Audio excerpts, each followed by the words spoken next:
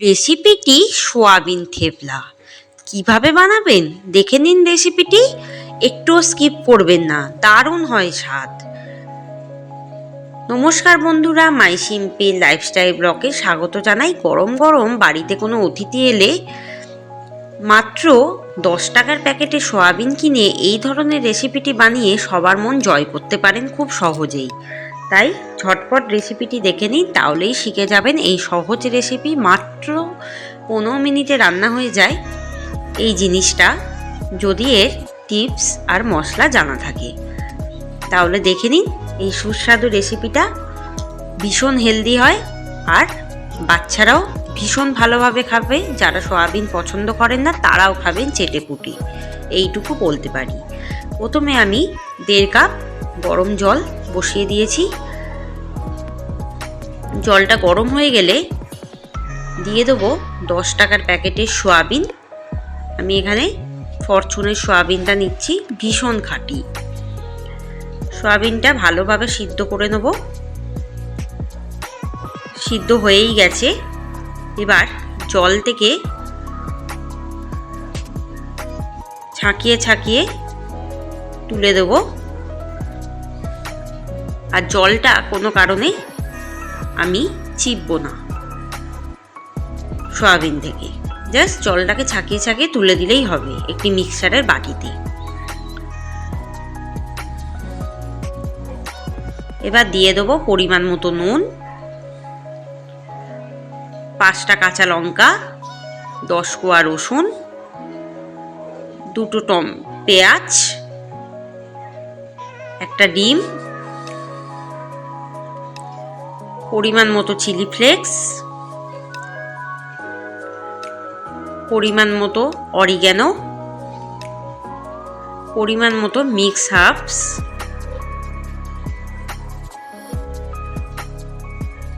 এক চামচ গরম মশলা,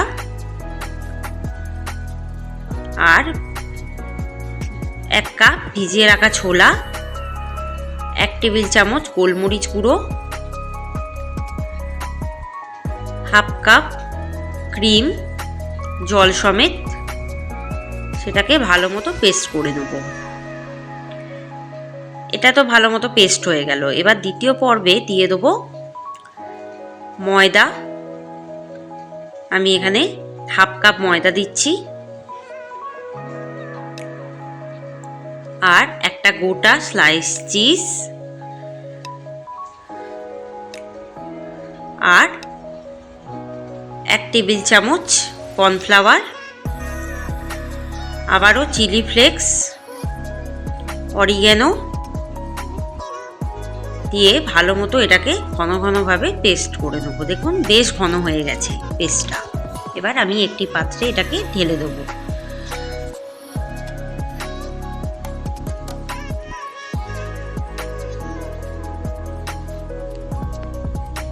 এবার দিয়ে দেবো গন্ধরাজ লেবুর রস, ওই 1 টেবিল চামচ রস দিলাম। দিয়ে ভালো মতো এটাকে মিশিয়ে দেবো।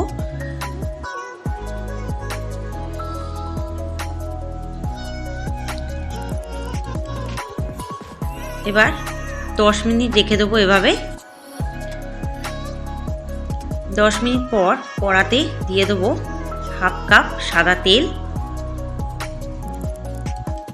তেলটা ভালো মতো গরম করে নিতে হবে, আঁচটাকে মিডিয়ামে রেখে। এরপর গোল গোল করে বড়ার শেপ দিয়ে আমি কিন্তু এটাকে ভাজবো। দেখুন চামচের সাহায্যে যাতে গোল গোল হয় সেদিকে লক্ষ্য রেখেই এটাকে দিতে হবে তেলের মধ্যে। আঁচটাকে এই সময় মিডিয়ামে রাখবো, যাতে ভেতরের দিকে কাঁচা না থাকে, ভাজাটা খুব ভালো মতো হয়। তাই জন্য একটা দিক হলে তারপর কিন্তু অপর দিকটা উল্টে দেবো। খুব লাল লাল করে এটাকে ভেজে নিতে হবে। ভীষণ মুচমুচে হয়। বাড়িতে অতিথি এলে কিন্তু এভাবেই বানিয়ে দিতে পারেন, ভীষণ ভালো লাগবে। খেতেও বেশ মুচমুচে হয়, কেউ বুঝতেও পারবে না যে এটা মাংস দিয়ে না সয়াবিন দিয়ে হয়েছে। যারা সোয়াবিন খেতে পছন্দ করে না তারাও চেটে পুটে খাবেন, বাচ্চাদের পক্ষে ভীষণ হেলদি এটা। আর বাড়িতে অতিথি এলে কিন্তু আমি এভাবেই বানিয়ে দিই। এবার এটাও কিন্তু উল্টে দেবো, যেটা আমি পরে দিলাম। ভালোভাবে উল্টে পাল্টে এভাবে লাল লাল করে ভেজে নিলেই ব্যাস রেডি। রেসিপিটি ভালো লাগবেই, আর এটা বাড়িতে অবশ্যই বানাবেন, কমেন্টে জানাবেন, আমার চ্যানেলে সাবস্ক্রাইব করবেন, বেল আইকনে ক্লিক করে রাখবেন। অনেক নতুন নতুন রেসিপি ওয়েট করছে।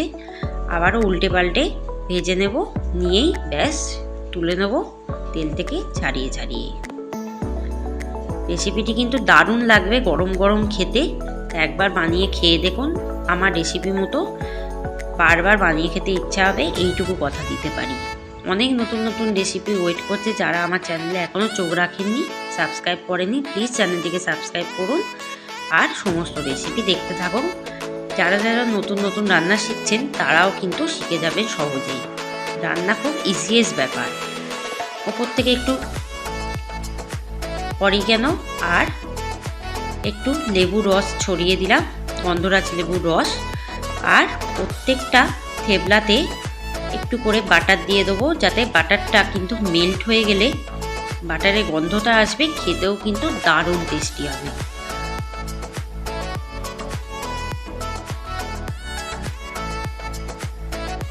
আর ওপর থেকে দিয়ে দেবো একটু গোলমরিচের গুঁড়ো। ব্যাস রেডি। ধন্যবাদ।